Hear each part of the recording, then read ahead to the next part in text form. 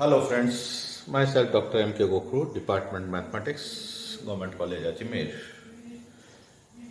हमने number theory के 3 chapters अभी तक किए हैं।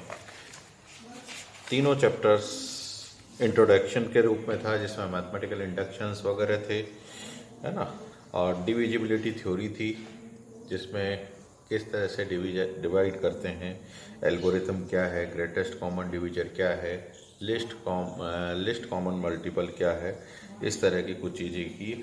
फिबोनाची सीक्वेंस पे कुछ बात की थी।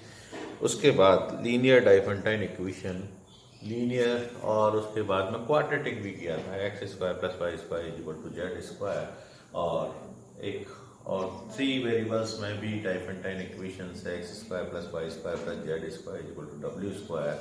इस तरह की डाइफेंटाइन इक्वेशन थी, तो उसको किस तरह का सॉल्यूशन होगा, ये सब चीज़ें हमने की। अब हालांकि सीधा सीधा कुछ पार्ट सिलेबस का है, बाकी का पार्ट नहीं है। जो पार्ट सिलेबस का है, जो ज़रूरत की है, मैं उसी को करूँगा। इसमें आगे की चीज़ें ज़रूरत पड़ेगी तो मैं जहाँ ज़रूरत पड़ेगी उसे समय डिस्कस कर लेंगे। तो आज हम कर रहे हैं प्राइम एंड देयर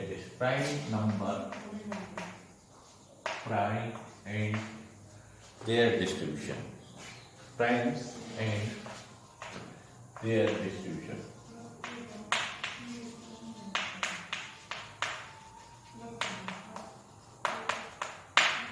बहुत इंपॉर्टेंट चैप्टर है आगे के लिए भी, और इसमें बेसिकली थ्योरम जो है, फंडामेंटल थ्योरम ऑफ अर्थमेटिक, वो बहुत इम्पोर्टेंट है। पर प्राइम्स एज यूजुअल तुम लोग जानते हो, वही चीज़ है, कोई नई चीज़ नहीं करने जा रहा, पर एक बार रिवीजन उसका अपन कर लेते हैं।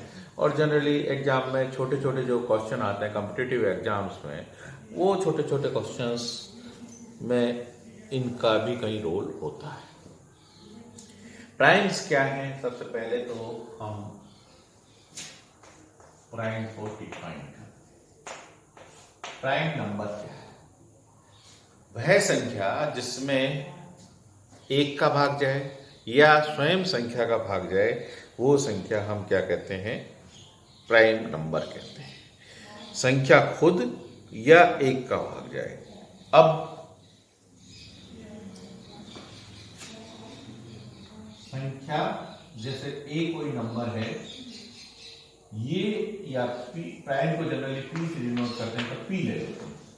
p कोई नंबर है, p में या तो एक पूरा p को डिवाइड करता है, या p खुद p को डिवाइड करती, इसके अलावा और कोई फैक्टर नहीं हो, तो ऐसी संख्या को हम प्राइम संख्या कहते हैं। अब वन इज एक्सेप्शन, एक ऐसा है जो नाइदर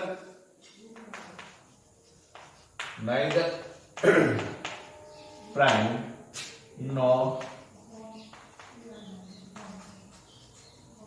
कंपोजिट, मतलब न तो प्राइम है ना कंपोजिट है। अब यहां शब्द आया कंपोजिट।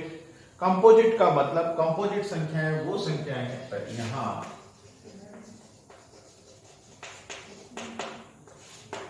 जिसके फैक्टर, कंपोजिट संख्याएं वो है एनी इंटीजर ग्रेटर देन 1। एक तो मैंने कहा ना कि ना तो प्राइम है ना कंपोजिट है, तो एक से बड़ी वो संख्याएं इज नॉट ए प्राइम, जो प्राइम नहीं हो। जो संख्याएं प्राइम नहीं हो वो संख्याएं कंपोजिट है। हम कंपोजिट को यूं ही डिफाइन करते हैं। और दूसरा ये है कि कोई भी संख्या कंपोजिट है, a is a composite number, तो एक तो इसका डिवीजर होगा ही, a इसका डिवीजर होगा ही, पर b और कोई संख्या है जो a से छोटी है, वो भी इसको डिवाइड करती है। यानी और फैक्टर्स भी हो जाते हैं। एक और एक a is equal to 1 into a, केवल इतना होता तो हम कहते हैं कि ये प्राइम है। पर a में 1 इंटू b इंटू, या 1 भी इसका फैक्टर है, बी भी इसका फैक्टर है और फैक्टर सी भी है, सी भी फैक्टर है। यानी जैसे 8 संख्या ले, 8 का क्या होगा 2 इंटू 4 लिख सकते हैं, 2 इंटू 2 इंटू 2 लिख सकते हैं। ये प्राइम फैक्टर्स हैं इसके। अब 10 लिखें 2 इंटू 5, ये प्राइम फैक्टर्स का दिए। 2 भी इसका फैक्टर है और 5 भी फैक्टर है। 10 is divisible by 1, 10 is divisible by 10, 2 तो है ही। उसके अलावा 2 डिवाइड्स 10 एंड 5 डिवाइड्स 10। तो ये और भी, यानी उस संख्या और एक के अतिरिक्त और भी उसके फैक्टर्स हों तो ऐसी संख्याएं क्या कहलाती है, कंपोजिट नंबर कहलाती हैं। तो 1 is not a prime, neither prime nor composite, न तो ये प्राइम है न कंपोजिट है। दूसरा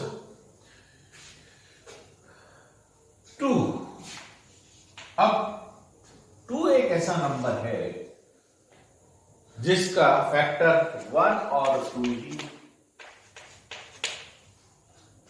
तो 2 ही है इसके फैक्टर, और कोई फैक्टर हो नहीं सकता।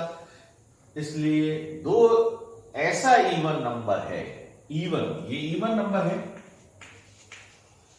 ऐसा इवन नंबर है, केवल मात्र एक इवन नंबर है जो प्राइम है, प्राइम नंबर। यही मात्र एक ऐसा इवन नंबर है जो प्राइम है। बाकी सब इवन नंबर जैसे 4, 6, 8, 10, 4, 6, 8, 10, ये जितने भी इवन नंबर्स हैं इसके फैक्टर देखें 1, 2, 4, इसके फैक्टर देखें 6 का 1, 3 और 6, 4, 2 और 4 इसके फैक्टर हैं, 2 और 4 भी फैक्टर हैं, और 4 को फिर फैक्टराइज कर दें तो 2 और 2, 1 तो है ही, 1 भी है, 2 भी इसका फैक्टर है, 4 भी इसका फैक्टर है, 8 भी इसका फैक्टर है। इसी तरह से 10 का 1, 2, 5, 1, 2, 5, 10, इसके 10 के ये 4 फैक्टर हो गए। इस तरह से जितने भी इवन नंबर हैं उनके फैक्टर मोर देन 2 है, यानी वो कंपोजिट नंबर है। पर 2 एक ऐसा इवन नंबर है जो कंपोजिट नहीं है। 2 is a prime, lowest prime number, 2 lowest even prime number. अब आता है ट्विन प्राइम। ट्विन प्राइम यानी कोई ऐसे 2 प्राइम, P और Q, ऐसे 2 प्राइम जिनका difference Q is equal to 2 plus या P प्लस 2, ऐसे 2 प्राइम जो कि कंसेक्यूटिव है, एक के बाद दूसरा, जैसे 3 और 5 कंसेक्यूटिव प्राइम नंबर्स हैं, तो ये कहलाते हैं twin prime.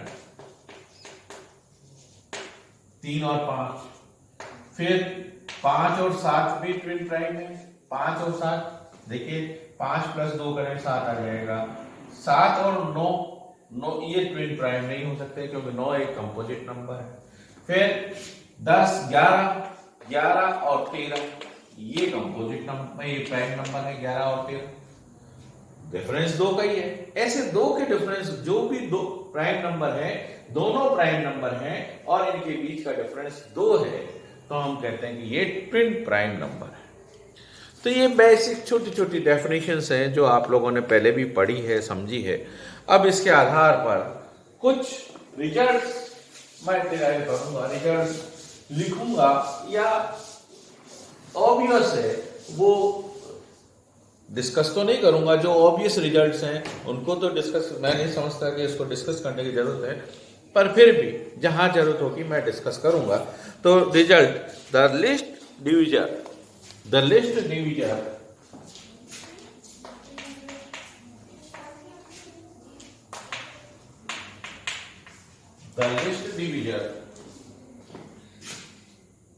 other than 1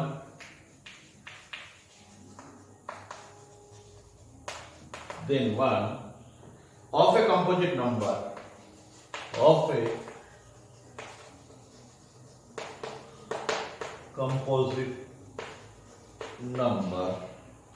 is a prime.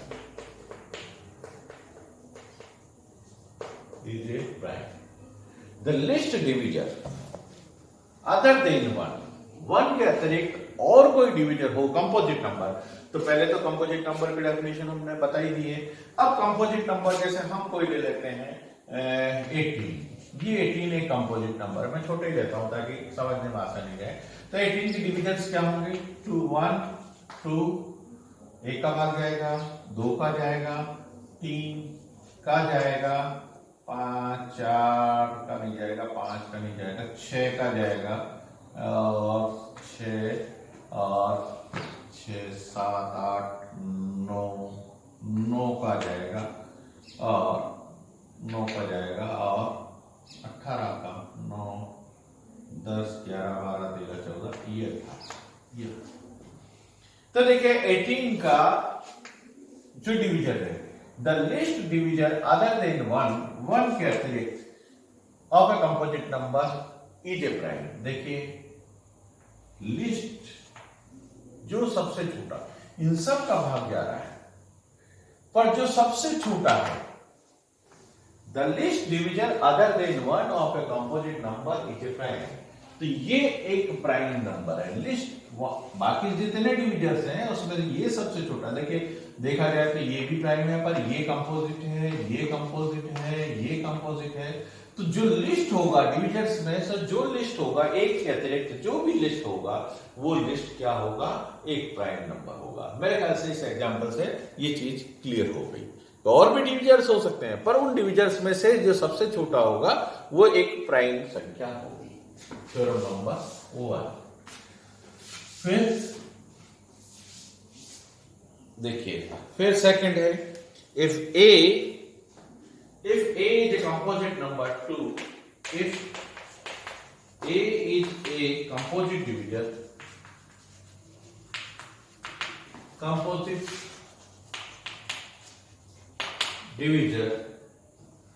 and Q is its least positive divisor, and Q is its least positive divisor,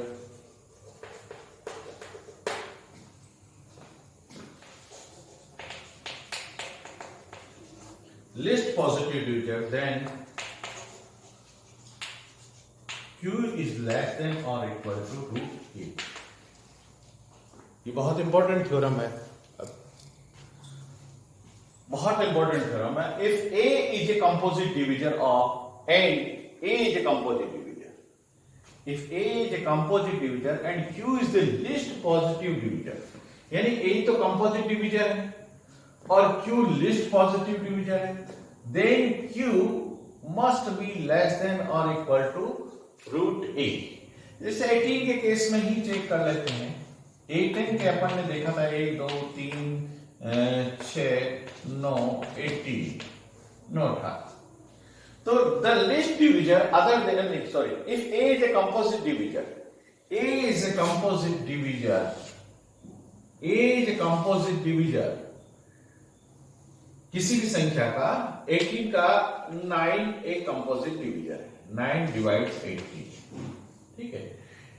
यानी A ये हो गया A इज इक्वल टू 9 हो गया, and Q is the least positive divisor. Least positive divisor means other than 1 की बात करें, least positive divisor 2 हो गया। तो Q, this is Q, Q is less than or equal to √9। Composite divisors, अब यहां ये भी कह सकते हैं, ये 6 है तो A is equal to 6 है, तो 2 is less than or equal to √6। √6 से भी least positive A is composite divisor. देखिए ये तो प्राइम डिविजर है, ये कंपोजिट डिविजर है, ये कंपोजिट डिविजर है, ये कंपोजिट डिविजर है। इस कंपोजिट डिविजर को मैंने ले लिया, तब भी ये इसकी वैल्यू, किसकी? Q की वैल्यू, जो लिस्ट पॉजिटिव डिविजर है, लिस्ट पॉजिटिव डिविजर की वैल्यू हमेशा इसके स्क्वायर रूट से कम होगी। देख लीजिए, मैंने दोनों एग्जांपल इस कंपोजिट इससे कर लिया, इससे कर लिया, लिस्ट वाले से भी, मतलब जो फर्स्ट कंपोजिट नंबर जिस सीक्वेंस में आया फर्स्ट कंपोजिट नंबर को भी ले लें तब भी ये रिजल्ट होल्ड करेगा। तो हम इसको a इक्वल टू इस तरह से ले सकते हैं और चाहें तो इसके और मैथमेटिकल भी ले सकते हैं। मैथमेटिकल प्रूफ दे रखे हैं पर मैंने एक थियोरेटिकल प्रैक्टिकल प्रूफ से इस चीज को एस्टेब्लिश किया है। नेक्स्ट है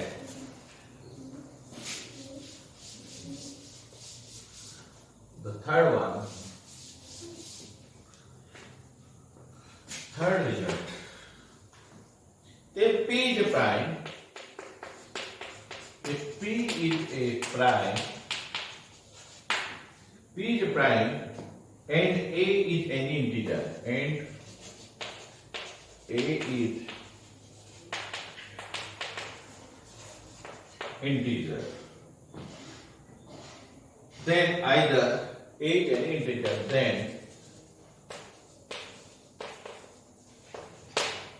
either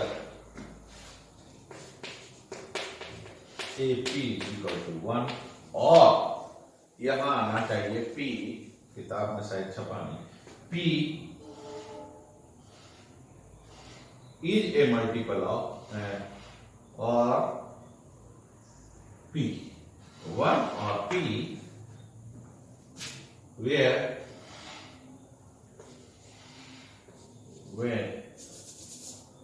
ठीक है, मैं इसी को इतना ही करता हूं, A is a multiple of P। देखिए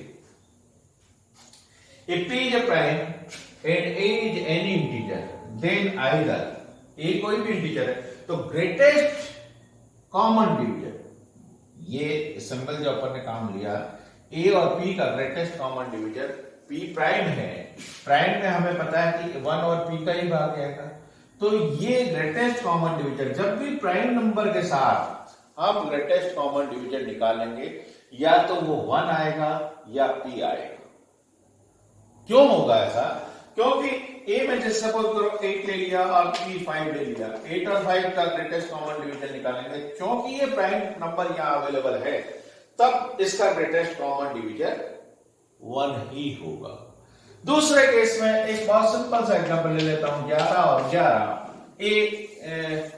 A भी 11 ले लें और P भी ले लें तो वही सेम संख्या, या 22 ले लें, चलिए ऐसा भी नहीं करें, 22 ले लें, A is equal to 22 और P is equal to P is a prime, ये प्राइम नंबर है, तो ग्रेटेस्ट कॉमन डिवीजर क्या होगा? 11 होगा। ऐसा कब होगा? जब ये A जो है उस स्थिति में A is a multiple of P, यानी A P का गुणांक होगा, P का मतलब उसका 2 गुना 3 गुना 4 गुना P का मल्टीपल हो, तब ग्रेटेस्ट कॉमन डिवीजर P खुद आ जाएगा, उस स्थिति में P होगा। तो P कब होगा? जब भी कोई ग्रेटेस्ट कॉमन डिवीजर निकाल रहे हैं और P आ जाता है, प्राइम नंबर उसमें से एक प्राइम नंबर होता है, तो ग्रेटेस्ट कॉमन डिवीजर या तो 1 होगा या P स्वयं होगा, और कोई ग्रेटेस्ट कॉमन डिवीजर नहीं होगा। तो ये भी एक रिजल्ट है, इसको भी मैंने प्रैक्टिकल वे में समझाने की कोशिश की, थ्योरेटिकल वे में भी समझ सकते हैं, बात इतनी है। फिर है Euclid's theorem, number of prime is infinite. चौथा, number of primes is infinite.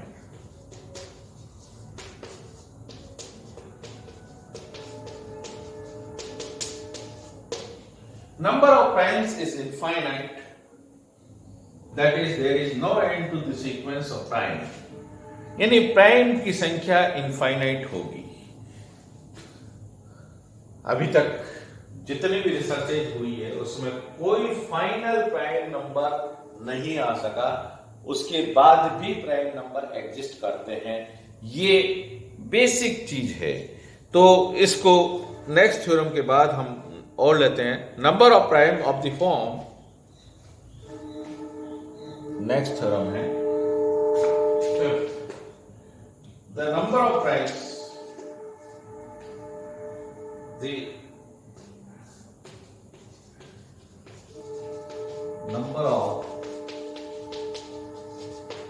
primes of the form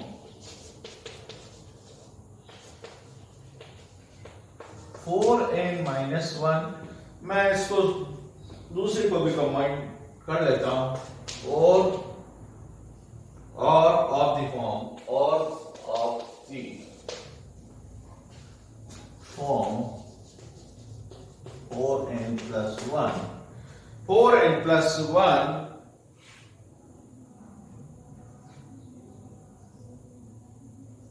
4n plus 1 is infinite.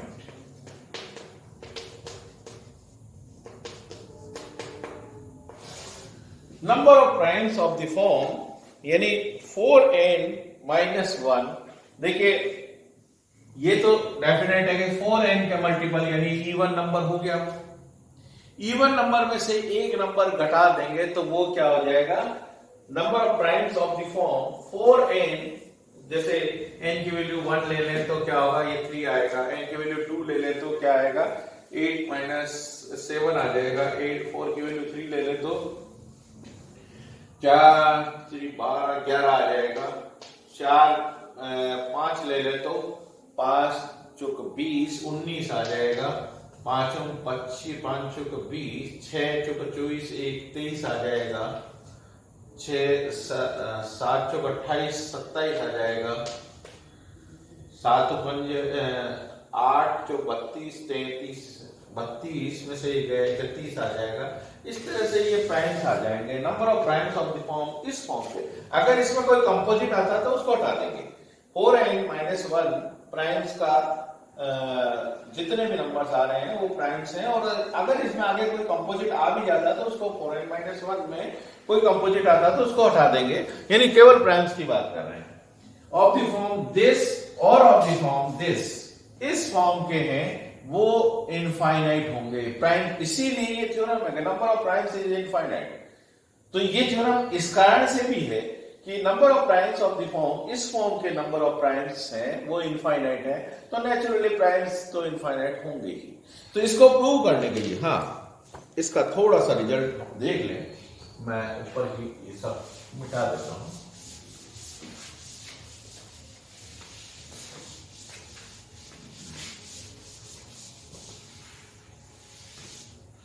कैसे करेंगे, मान लिया थोड़ी देर के लिए 4n1 minus 1, 4n1 minus 1 यानी n की डिफरेंट वैल्यूज ले लें, 4n minus n1 minus 1, 4n2 minus 1, 4n3 minus 1 and so on। ये 4nk minus 1 तक ये k कोई वैल्यू है, 4nk minus 1 तक की भी all primes not greater than 4n minus, ये सारी प्राइम्स है, एंड ये सब क्या है, less than 4n minus 1, not greater than, इनसे बड़ी नहीं है, यानी इनके बराबर हो सकती है, या ये सारी संख्याएं हैं जो प्राइम्स हैं, ये प्राइम्स। अब देखिए ये सारी प्राइम्स हैं, तो इन प्राइम्स के कारण using the argument of the theorem this, ऊपर वाले के नंबर ऑफ इनफाइनाइट होती है वो आर्ग्यूमेंट पे, तो ये एक संख्या है, इसको P1 कह देता हूं, इसको P2 कह देता हूं, इसको P3 कह देता हूं, ये Pk कह देता हूं, ये सारी प्राइम्स हैं।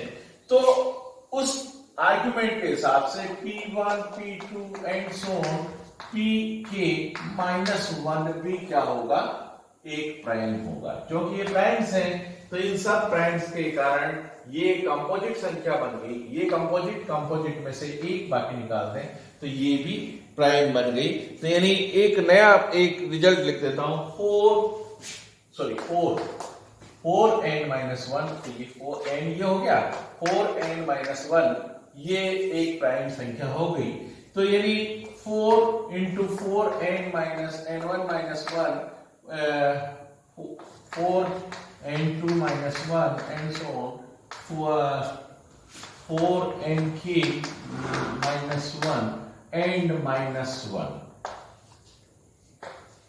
ये भी उसी डेफिनेशन के हिसाब से एक प्राइम हो गई।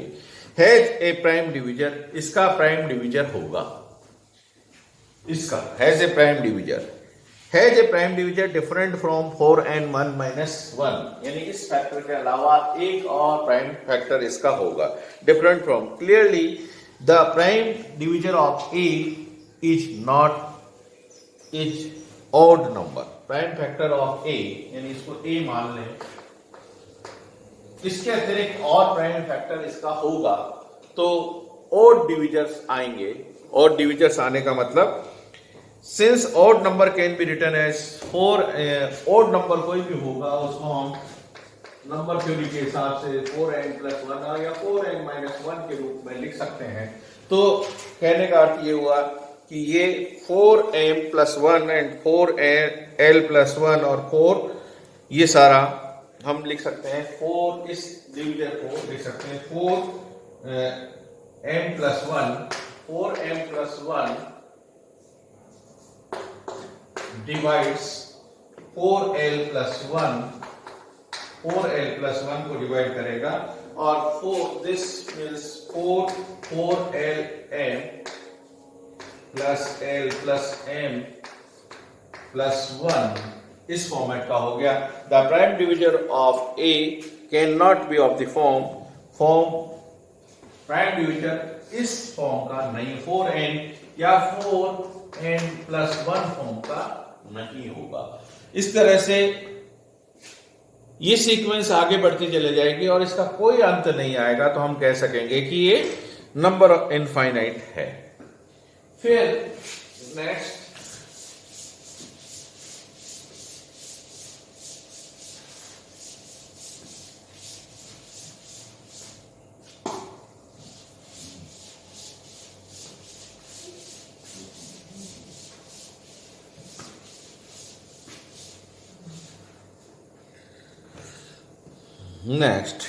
द लिस्ट नेक्स्ट है, हाँ ये थ्योरम बतानी, if P is a prime, if P is a prime, ये प्राइम है, ये आगे काम दिया है, ये P is a prime and P divides AB, यानी ये प्राइम नंबर है और ये प्राइम नंबर इस कंपोजिट नंबर को, यानी A इंटू B के कंपोजिट नंबर को डिवाइड करती है, देन आइदर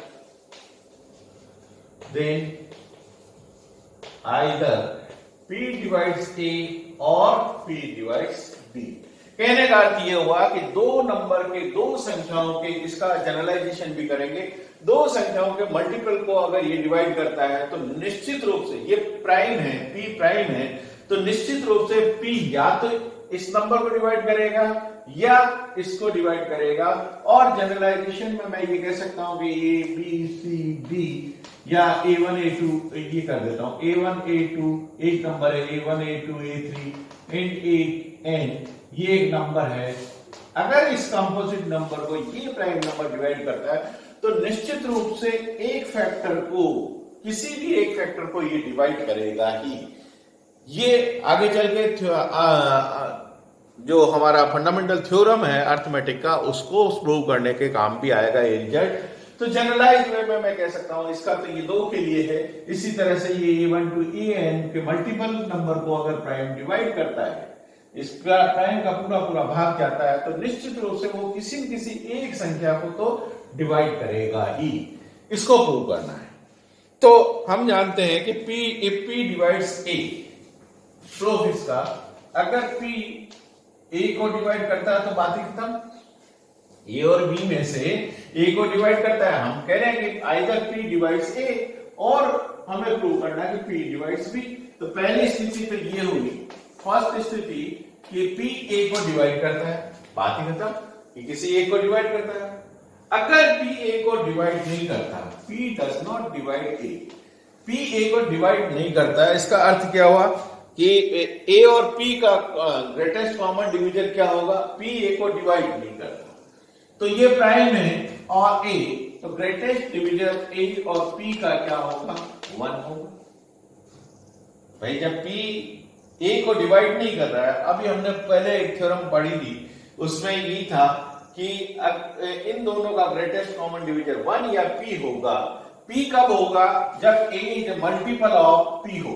तो मल्टीपल होता है तो यहाँ क्या होता है, a p का मल्टीपल होता है तो p उसको डिवाइड करता ही। तो a p is equal to 1। तो अब a p is equal to 1 और ग्रेटेस्ट कॉमन डिविजन की थ्योरी से हम इसको 1 is greatest common division of these two number. तो this implies 1 can be expressed as ax plus py, ax plus py के रूप में लिख सकते हैं। और ax plus py के रूप में लिख दिया तो मैं क्या करता हूं इसको कि p से मल्टीप्लाई। दिस इंप्लाइज मेरा टारगेट ये है कि p a को डिवाइड नहीं करता तो p b को डिवाइड करेगा, ये मुझे शो करना है। तो मैं इसको b से थ्रू आउट मल्टीप्लाई कर देता हूं, a b x plus p b y, p b y। ठीक है, अब देखिए p डिवाइड्स दिस, इस संख्या को डिवाइड कर दिया। p ab को, p डिवाइड्स ab को डिवाइड कर दिया, यानी p का भाग इस संख्या में जाता है, p का भाग इस संख्या में जाता है, इसमें भी जाएगा क्योंकि p divides ab। It means p divides b।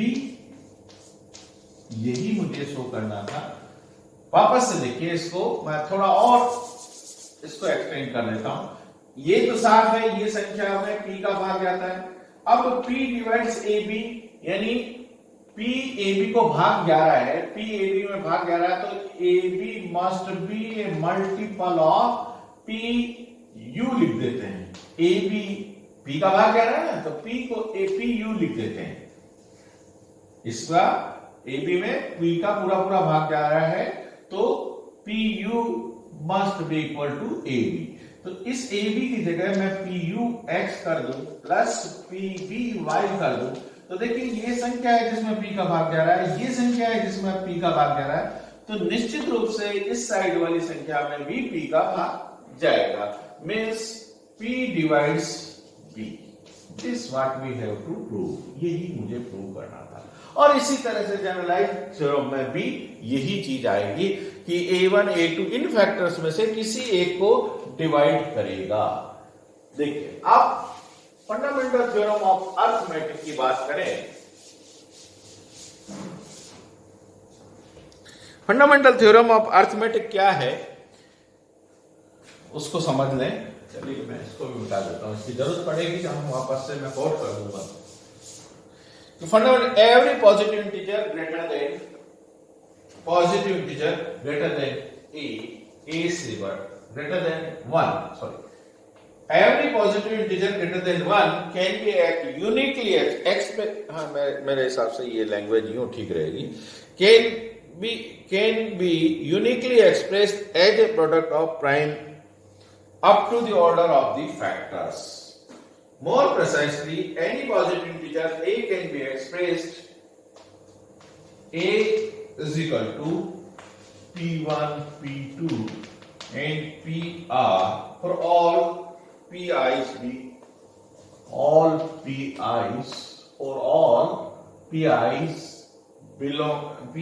being primes.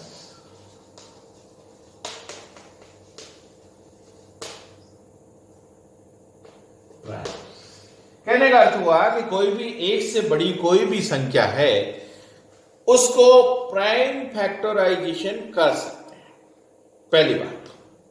यानी कोई से भी मैं प्रैक्टिकल एग्जांपल ले लूं, सपोज करो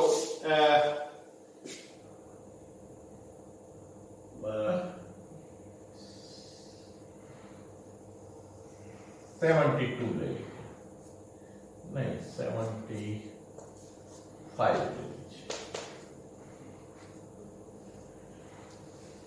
75, ठीक है। अब इसके फैक्टर्स क्या क्या होंगे भाई? 1, 2 नहीं होगा, 3 नहीं होगा, 3, 6, हाँ 3 हो जाएगा, 3 और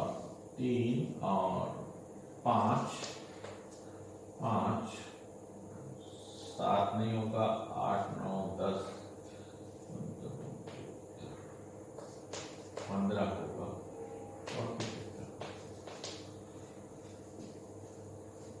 और भी हो सकते हैं। ये वो थ्योरम जो कितने फैक्टर हो सकते हैं वो थ्योरम करेंगे तब इसको देखेंगे। यहाँ पर मैं मोटा मोटा ये लिख दिया, यानी P के फैक्टर 75 को मैं लिख सकता हूं प्राइम फैक्टराइजेशन में 1 into 3 into 15, ये प्राइम फैक्टराइजेशन हो गया। इसका प्राइम फैक्टराइजेशन 15 को भी फिर 3 का भाग गया तो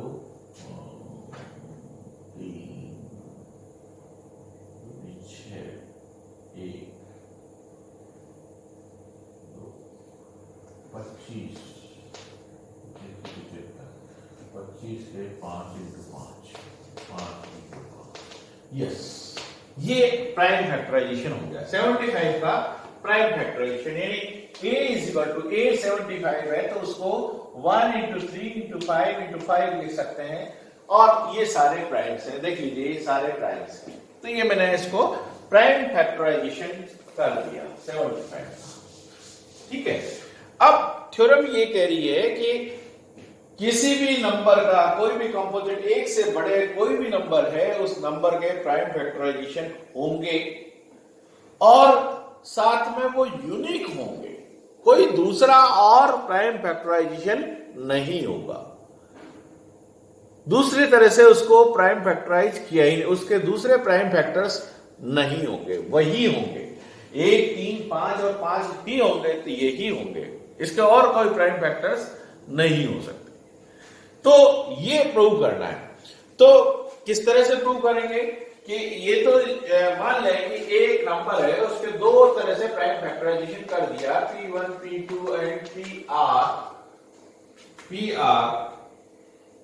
PR all PI's being prime, all PI's being prime। अब दूसरा और फैक्टराइजेशन सपोज करिए Q1 Q2 और QS, दूसरा और फैक्टराइजेशन है all QJ's लिख दूं being prime, यानी I की वैल्यू 1 to R है और J की वैल्यू 1 to S है, यानी दो तरह से इसके फैक्टराइजेशन हो गए। पहले तो मैं इसको ये प्रूव करूं, यानी ये दोनों सेम होंगे, ये प्रूव करना फाइनली कि और दूसरा नहीं हो सकता, यूनिक होगा। पहले तो प्राइम फैक्टराइजेशन की बात करें कि a एक नंबर है, a एक नंबर को मैं एक प्राइम फैक्टराइजेशन यानी P1 into A1 कह देता हूं, यानी एक प्राइम इसका फैक्टर हो गया, जैसे 1 into 75 ये हो गया, 1 into 75 हो गया, अगर a को मैं 75 मानूं। अब A1 दो पॉसिबिलिटी है मेरे पास, ये जो A1 है ये A1 या तो प्राइम है, A1 प्राइम हो तो बात है, ये तो प्राइम है ही, और दूसरा जो इसका मल्टीपल है ये प्राइम हो तो बात ही खत्म हो गई, ये प्राइम फैक्टराइजेशन हो गया। अगर A1 कंपोजिट हो, इफ A1 इज कंपोजिट, अगर A1 कंपोजिट है तो इसके A1 के मैं लिख सकता हूं P2 into A3, इसके और फैक्टर कर दिए, जहां P2 तो प्राइम है और A3 फिर वही चीज आएगी कि A3, अगर A3 प्राइम है तो बात ही खत्म हो गई, A3 प्राइम है तो उस केस में क्या हो जाएगा, A is equal to P1 P2 और A3 हो जाएगा। अगर A3 प्राइम नहीं है तो फिर इसके और फैक्टर हो जाएंगे, यानी ये P1 P2 तो है ही, ये P3 ये 4, फिर A4 प्राइम है तो प्राइम फैक्टराइजेशन हो गया, यानी यों चलते हुए इसके prime factorisation P1 P2 P3 and PR हो गए इसके प्राइम फैक्टराइजेशन, यानी A के प्राइम फैक्टराइजेशन यों चलते हुए अगर मैं यही स्टेप फॉलो करूं तो ये प्राइम फैक्टराइजेशन हो गए। तो यानी किसी भी नंबर को प्राइम फैक्टराइजेशन कर सकते हैं, लिख सकते हैं। और इसमें एक और चीज देखिए कि a1 की वैल्यू a2 से बड़ी है, a is greater than a1, सबसे बड़ा तो यही है, उससे छोटा ये होगा a2 and greater than a3 and so on, and इस तरह से ar प्लस 1, यानी ये सारे, ये संख्या सबसे बड़ी उससे छोटी, यानी ये डिक्रीजिंग होती चली जा रही है, डिक्रीजिंग, ये सबसे बड़ी है इससे छोटी, ये डिक्रीजिंग सीरीज हो, सीक्वेंस हो। तो अब मुझे प्रूव करना है कि ये दोनों बराबर हैं, दोनों सेम हैं। तो मैं क्या करूंगा, इसी तरह से एक और फैक्टराइजेशन Q1, Q2 और Q कर लेते हैं। इसका फैक्टराइजेशन इसी पैटर्न पे अगर A के फैक्टराइजेशन करें, Q1 A is equal to Q1 B1, Q1 B1, B1 prime है तो ये प्राइम फैक्टराइजेशन हो गया, B1 प्राइम नहीं है तो उसके फिर टुकड़े करेंगे, तो इस तरह से Q2 QRS, ये इसके प्राइम फैक्टराइजेशन हो गए। इन्हीं कुल मिला के किसी भी नंबर को प्राइम फैक्टराइजेशन हमने कर लिया, ये आया या ये आया या और कोई आया। अब ये कहना है कि ये प्राइम फैक्टराइजेशन सेम है, अलग अलग नहीं है, ये जो लिखा हुआ है यही फैक्टर्स यहां भी होंगे, इसके अलावा फैक्टर्स बदल नहीं सकते। कैसे होगा देखिए,